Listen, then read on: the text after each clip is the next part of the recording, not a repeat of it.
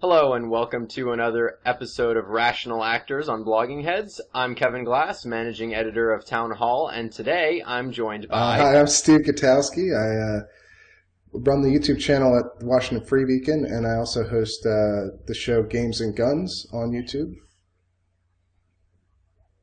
Yeah, so thanks for being with me, Stephen. I wanted to kind of run down what is so-called GamerGate, that's been making the rounds on Twitter and Tumblr and mainstream games journalism websites. I had a piece on Town Hall on it.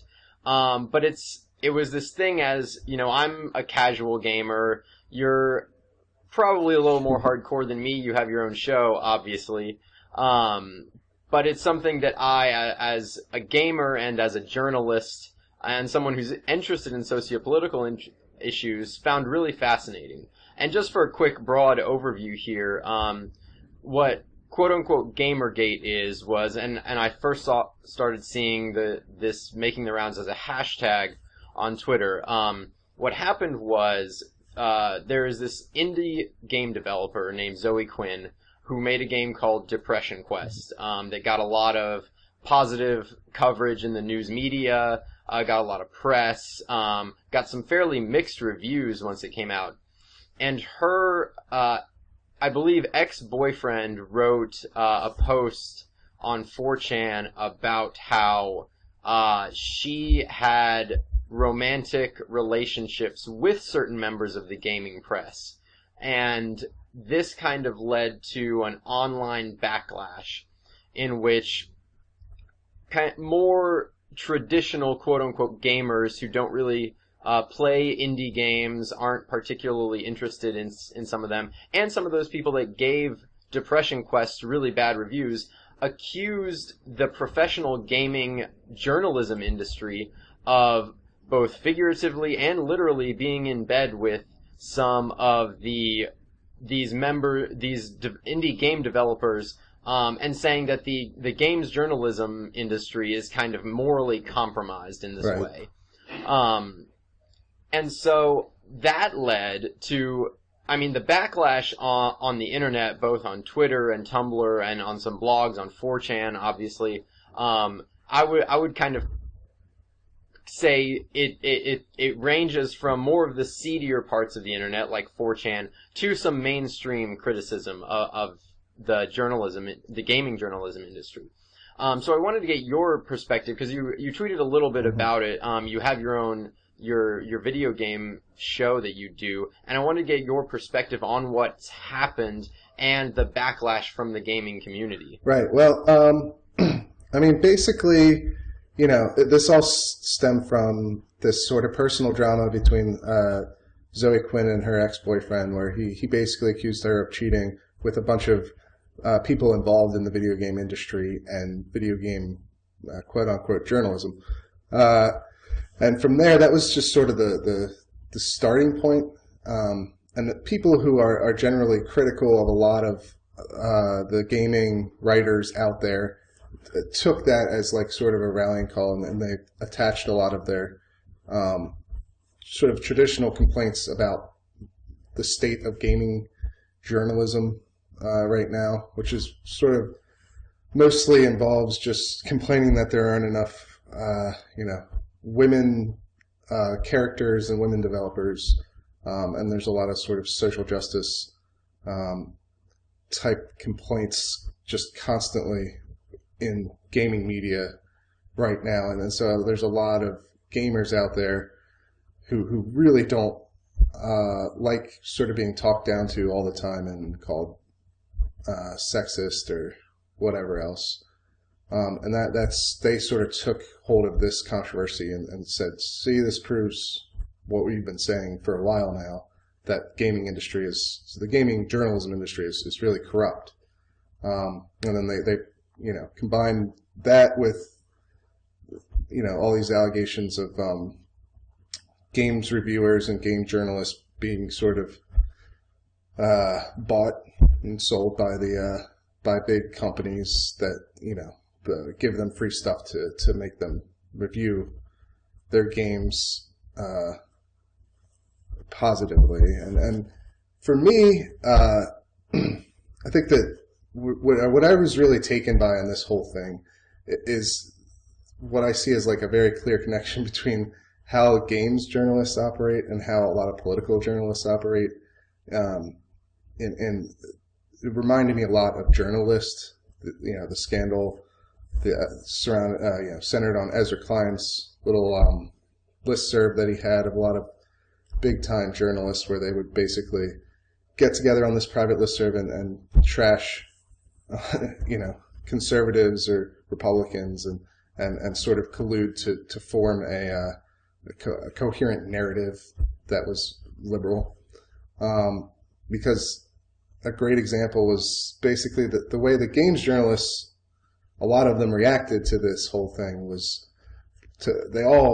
there's like 12 stories at all the biggest outlets like BuzzFeed and Gawker's games outlet, Kotaku, and various other big name mainstream games outlets, where they all basically said that gamers are dead and the games industry is moving on from these people that really are the core, I guess, or the hardcore fans of gaming.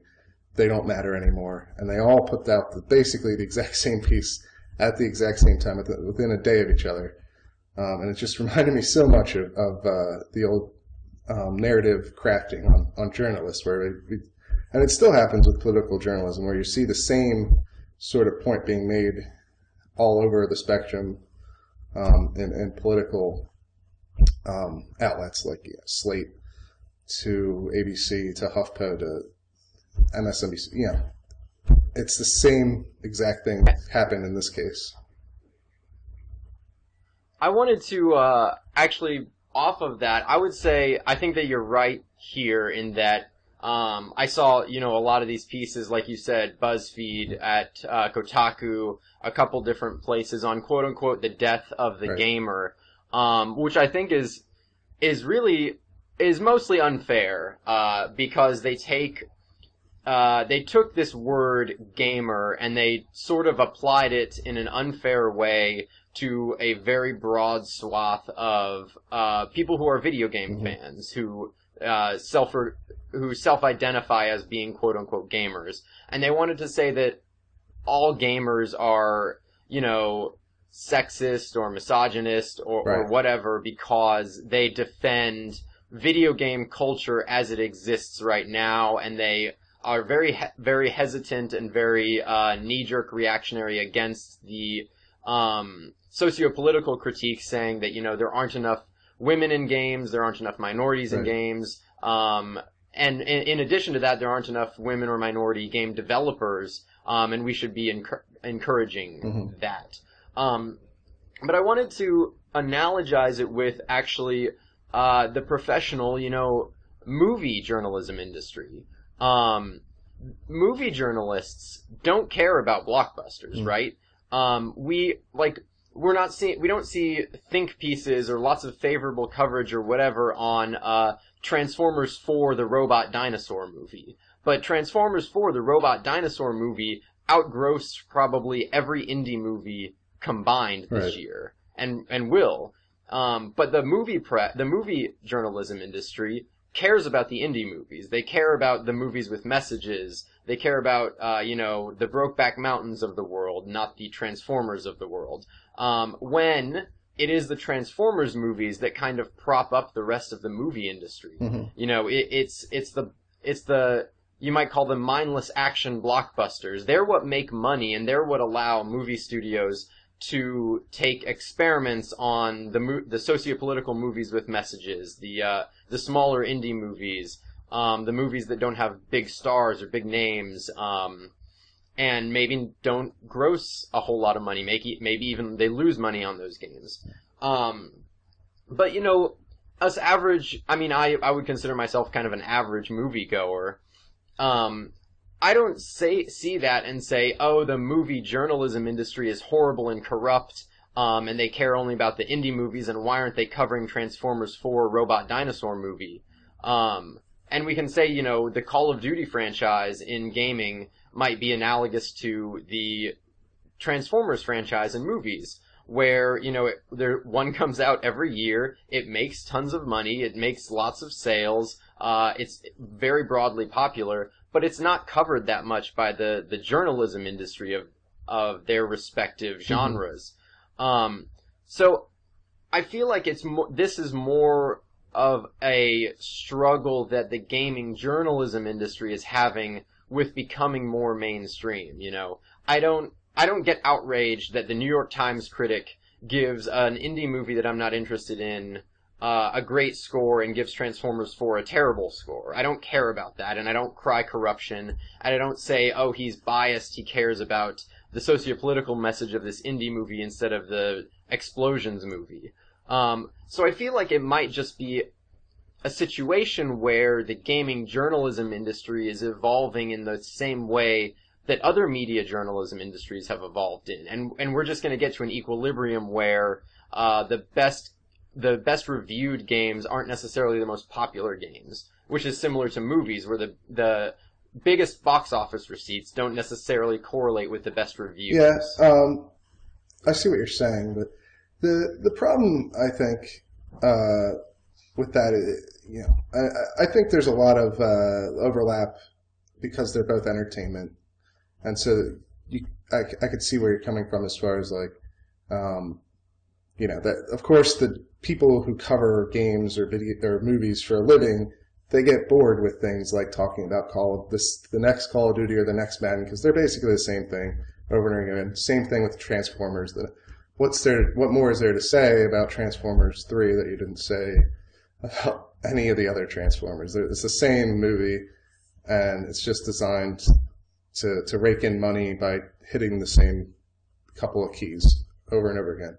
And so, yeah, sure, games journalists and movie journalists both get bored and want to cover their own pet topics, or cover things that, just honestly are more intriguing, like some indie movies or some indie games. I think the problem in this scenario is that what people are complaining about in GamerGate is not that that BuzzFeed or Gawker aren't covering the latest Call of Duty Advanced Warfare. Is it Warfare or Warfight? Whatever it is. It's not that they're not covering those or reviewing them fairly or whatever. It's that they're all, every time any game comes out, the something that always crops up around all these games, and it just happened with the latest Assassin's Creed, is that there's not, why isn't there a woman, why isn't there a black lesbian main character instead of a white guy? Why isn't there, a transgendered albino man developer behind this game, whatever? Like it's just every single game is this narrative, and it gets, I can say from my perspective, it gets really obnoxious and annoying after a while, and it's the same way that it does in the political realm. And I think in this case they had some evidence that here's why it's coming up all the time, because these people that are sort of exploiting this this narrative to try and make money, which is what they would say about Zoe Quinn, but they're literally sleeping with these journalists, and that's why we keep having to deal with this obnoxious sort of narrative on everything that comes out. And I think it's more like what they're saying, that they're killing this narrative, that is driving it into everything that gets talked about in the games industry. When gamers just want to talk about whether or not the game is any good, more than whether or not it's diverse enough or socioeconomically representative of the entire United States, or whatever social justice meme is in flavor at the moment. And I think that's the real thing. And this story is pretty, in honesty, this is a pretty obscure thing. Zoe Quinn is not some super famous developer. She's someone that comes up in these feminist gaming circles, but she's not someone that I didn't know who she was. I don't think most gamers know who she is. But it was the story of, she is one of these feminist people that keeps driving this narrative and is making money off of it. and she's doing it in the way she's doing it proves that what we're saying about games journalists and corruption. Yeah, so I guess I would disagree with you. I'm not someone who is bothered by the feminist critique of video games, and I would say that I'm probably someone who buys into it to a large extent. I do think that gaming, kind of just as a fact of how the industry has evolved, it's been male-dominated for a very long time.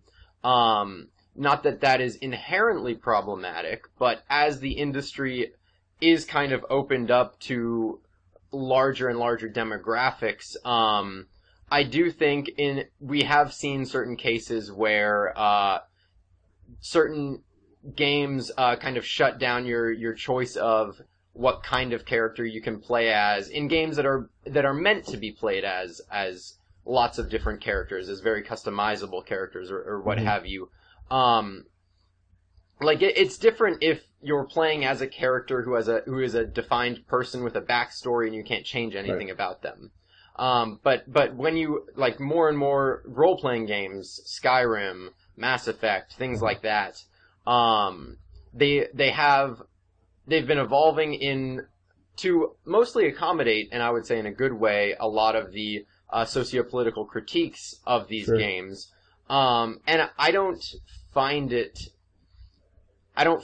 obnoxious as a gamer when a game is critiqued along these lines. I largely find it correct. And I do think that the gaming community, and it might just be a very small segment of the gaming community, tends to have a problem with their demographic issues. I mean, you spend 15 seconds in the lobby of an online first-person shooter, and you're going to hear insults hurled that I wouldn't, want my wife or my mom or my friends subjected to.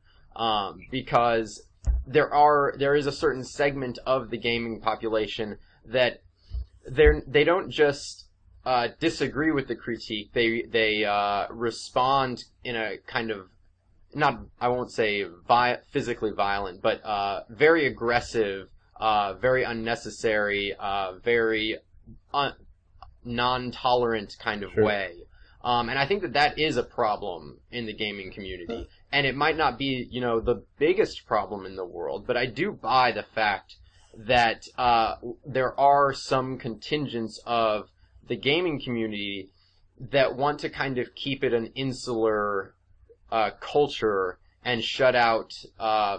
They want to not just that they're not going to buy Zoe Quinn's game, that they wish Zoe Quinn wasn't making games at all, and they want to say that this segment of the population just needs to stay out of the gaming culture entirely, rather than say, I don't like those games, I find them boring, some people might like them, but they're not for me. Yeah. So it seems like to me, there is a measure of intolerance in the gaming culture, and that's more important to fight against than to fight against, political viewpoints that you think are disagreeable. Well, first let me say that, the point with the sort of this feminist narrative coming up over and over again isn't that games should be all white guys and they should all, that characters should should all look like me or whatever, or look like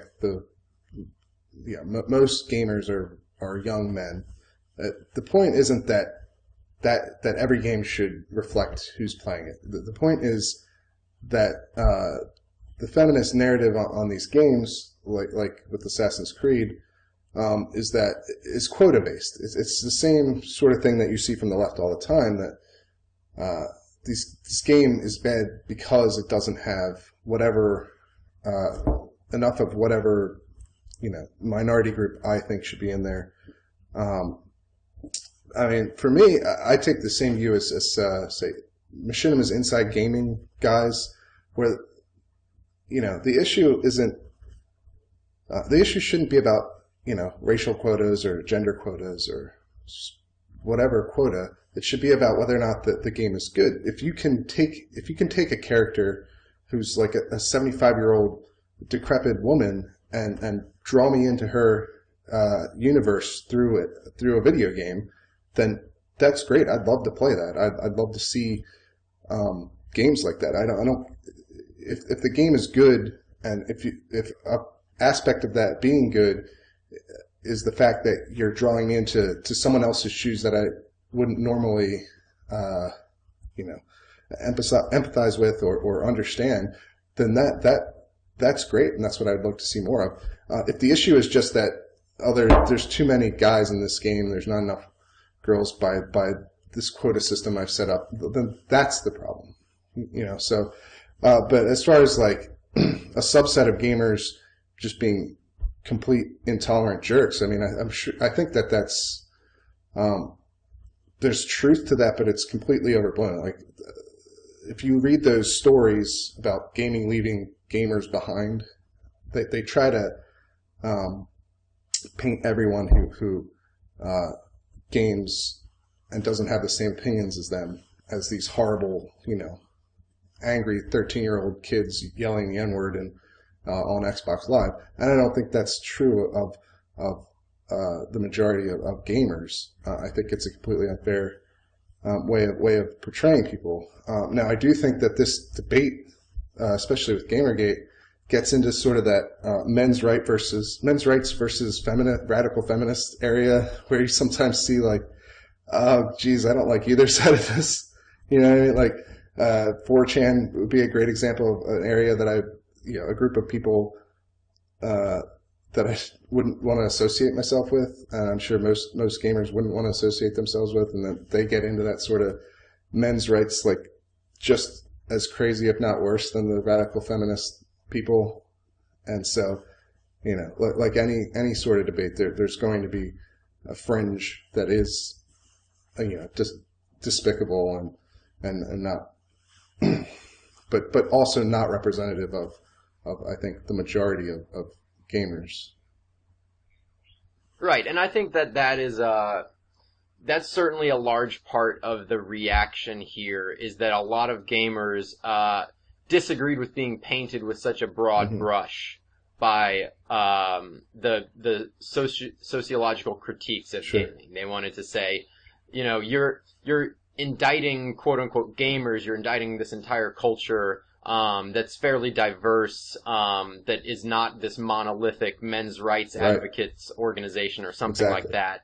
And I think that to that extent, it was definitely unfair to gaming as a culture. And, I would call myself a gamer, even though, and this is actually, I think, one of the problems here, is that when I saw some of those critiques of quote unquote gaming and gamers and things like that, it brought to mind like you said, the nasty preteens and teenagers who say terrible things online, usually who play first-person shooters.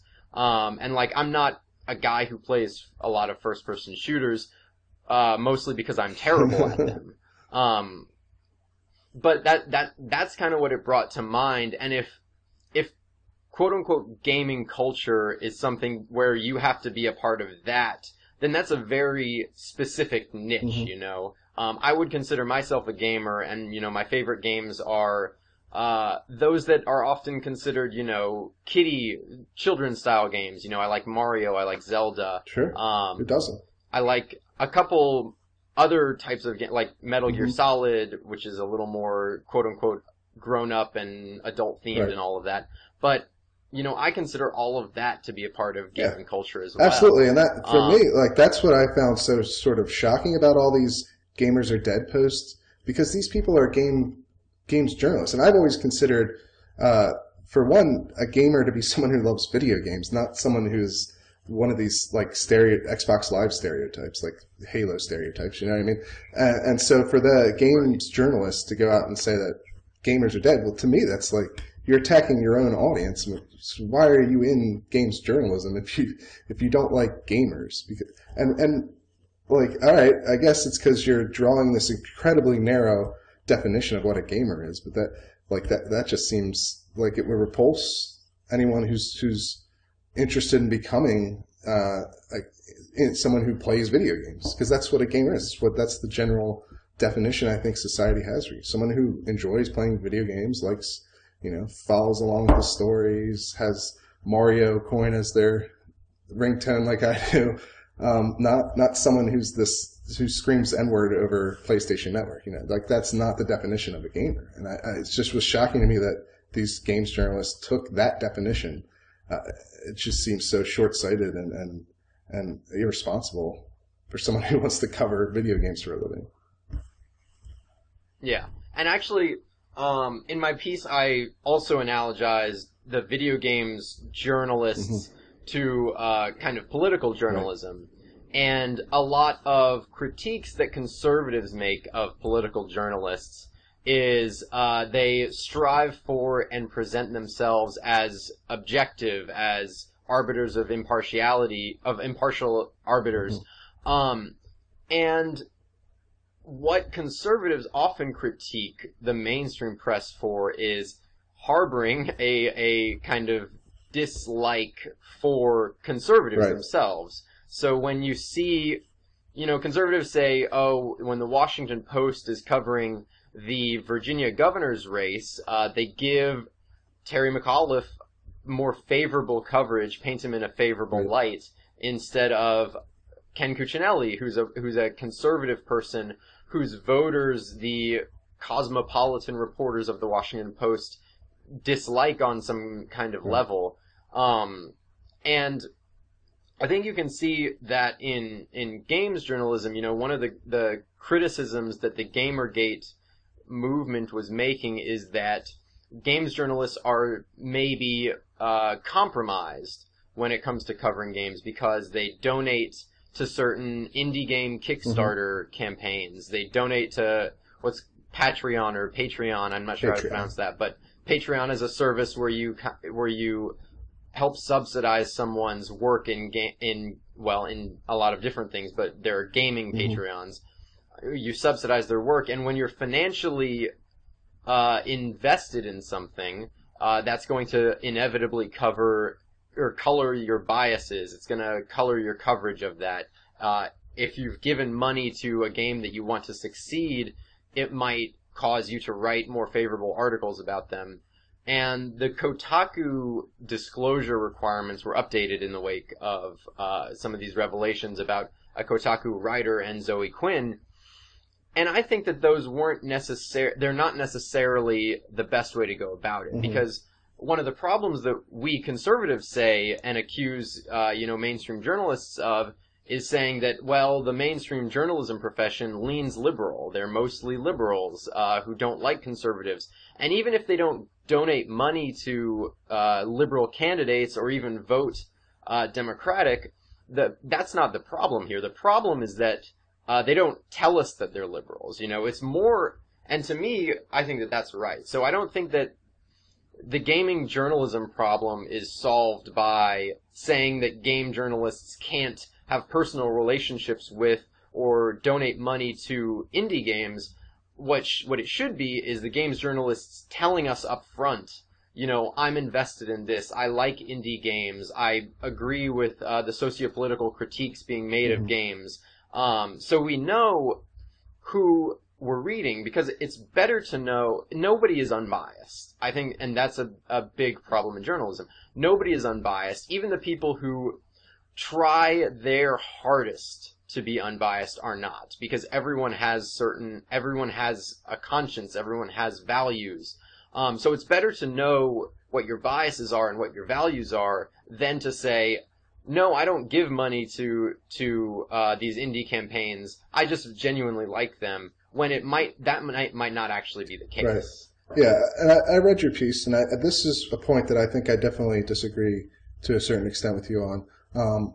Certainly, I think there's a place for journalism from people who are upfront about their biases and have that incorporated into their work. I don't think that's illegitimate, by any means.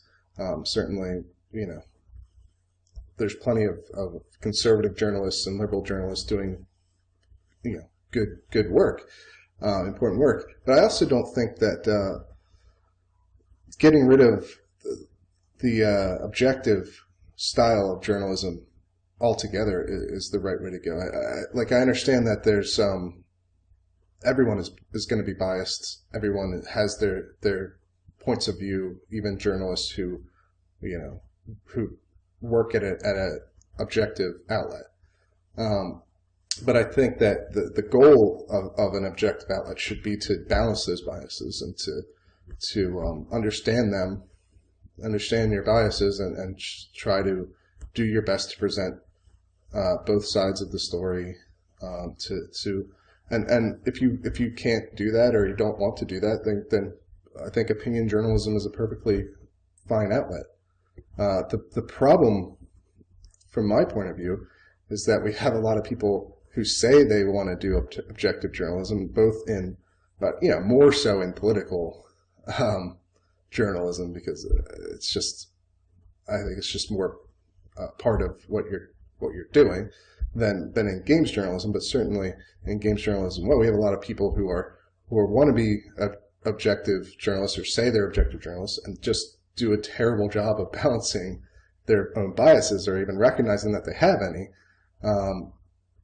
And that's the real problem. I think that objective journalism is a noble goal to strive for. I think it's something that we should continue to try to do. Some people will be better at it than others. Jake Tapper is going to be better at it than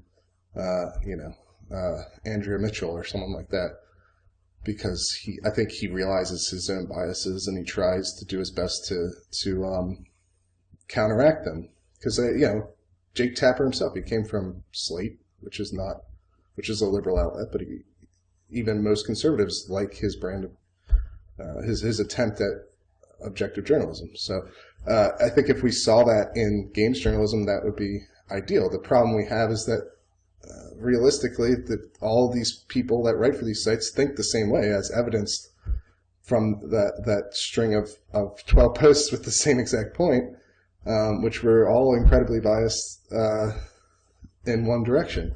And so even if that wasn't coordinated, which there's no evidence it was coordinated, it certainly tells you something about the state of games journalism, which I think there's an open question as to whether or not that's even really a thing, to be honest. Is it something that we should really take super seriously, like games journalism and tech journalism? I mean, I guess it is. It affects people's incomes and livings. But, I mean, for me, I've always sort of looked at it as a lot of these people are just people who got rejected from their political side of journalism and had to find somewhere else where they could get an audience. I don't know, maybe I'm being unfair, but that's how I've always sort of approached tech bloggers and gaming bloggers that get into political discussions. Right. I think that's a little unfair. I think to the point that I've been making a couple different times, that games journalism is an industry that's growing.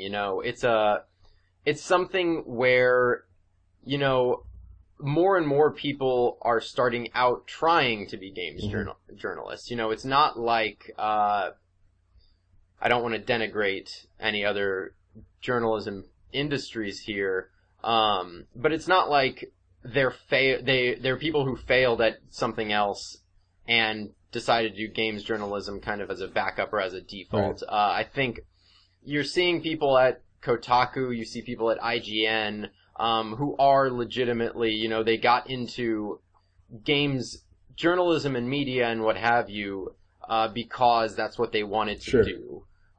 Sure. I mean, and that didn't used to be the case 10 years ago, but it's becoming more and more of a legitimate choice now, and I think that we're seeing the games journalism industry, as it grows, kind of wrestle with these growing pains. Yeah, I mean, for me, it's certainly not everyone in games journalism, and I know I'm being a little harsh on the entire industry, just because, I don't know. I've always I don't look at gaming journalism with the same sort of seriousness that I look at political journalism. Maybe it's probably just a bias on my part, since I'm in both worlds, but I'm far more involved in the political end of things. But, and there's a lot of games journalists out there that just love games. There's a lot of people in gaming media, certainly, that just love video games, and this is their passion and that's their life. And I have a lot of respect for that. People like I mentioned before, the Inside Gaming guys from Machinima, that I love them. I watch all their stuff, but they don't really take themselves super seriously, like a lot of maybe someone at BuzzFeed Video Games does, or Kotaku. It's for me. It's more the people that are games journalists, but spend a lot of their time talking about political issues rather than video games. You know what I mean? Like, that's the person that I think, how seriously should I really take them? So, to a certain extent, I think that's true, and I don't want to get on a huge tangent here, but I think video gaming is becoming a medium where we tell stories, right? And we've evolved to a point where basically every game has to have a story. You don't have Pong anymore, where it's just two rackets and a ball that go back and forth.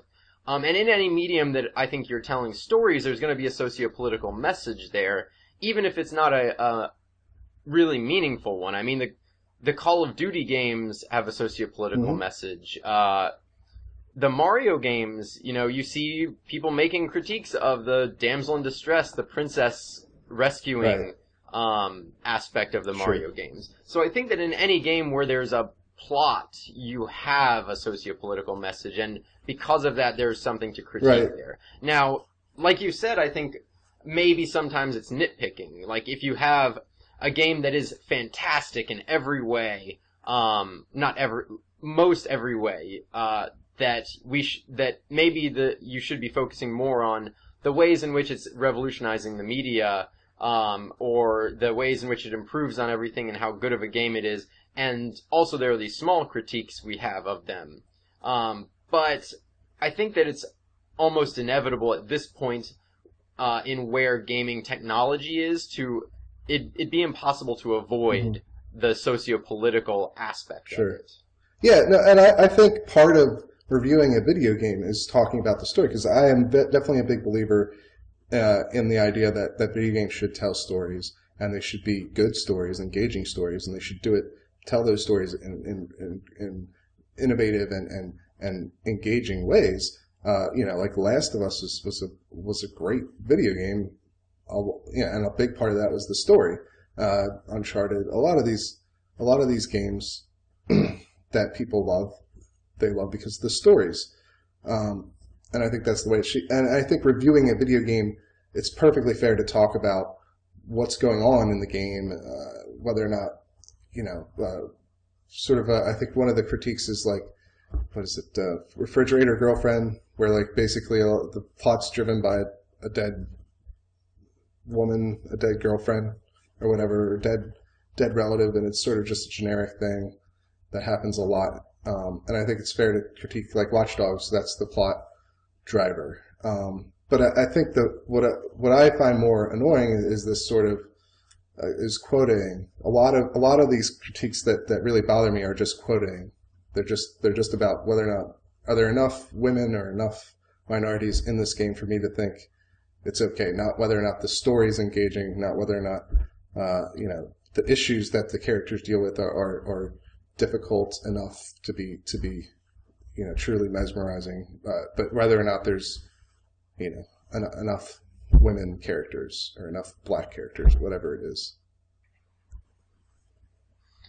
All right, I think that's all the time we have for today. Let's leave that there. Thanks a lot for joining me, Steve. Thanks for having me. And I will see everyone next time on Blogging Heads.